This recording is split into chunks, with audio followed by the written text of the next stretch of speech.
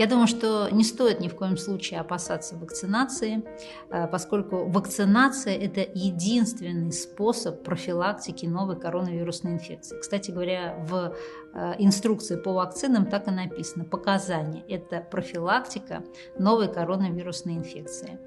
У нас есть выбор вакцин, все они доказали свою эффективность и безопасность, поэтому я хочу призвать всех вакцинироваться.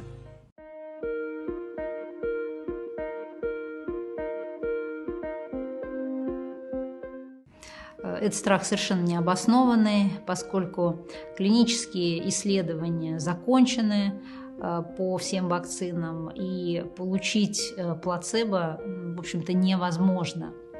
Поэтому, если человек, гражданин, придет на вакцинацию, он получит инъекцию той вакциной, на вакцинацию которой он пришел.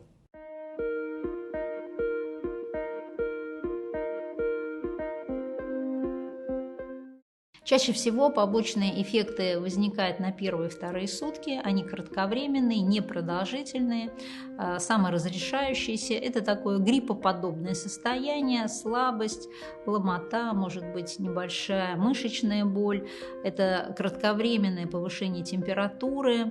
В принципе, при всех этих симптомах, если температура выше, чем 38 градусов Цельсия, или она плохо переносится пациентам, мы рекомендуем принять парацетамол, и эти нежелательные явления, они, как я уже сказала, быстро разрешаются.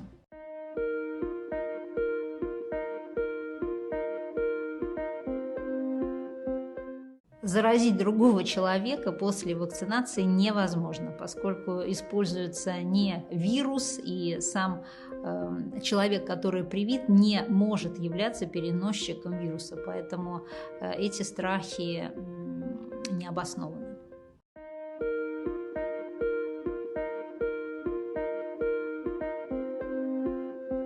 В течение 3 дней при вакцинации необходимо отказаться от алкоголя, потому что любая доза алкоголя снижает иммунитет, и, соответственно, антител выработается меньше, чем могло бы быть.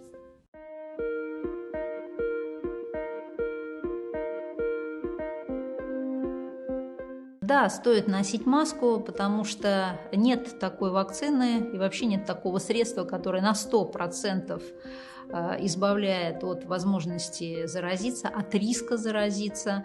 Да, действительно, прививка, она очень серьезно, намного снижает предуготованность к развитию новой коронавирусной инфекции и к заражению новой коронавирусной инфекции. Да, совершенно четко прививка даже в случае возникновения новой коронавирусной инфекции приводит к тому, что осложнение или тяжелое течение встречается существенно ниже, но тем не менее хочу подчеркнуть, что вакцина и вакцинация не предполагает несоблюдение тех санитарно-эпидемиологических норм, про которые мы очень много раз говорили. Это самое главное — ношение маски и социальная дистанция.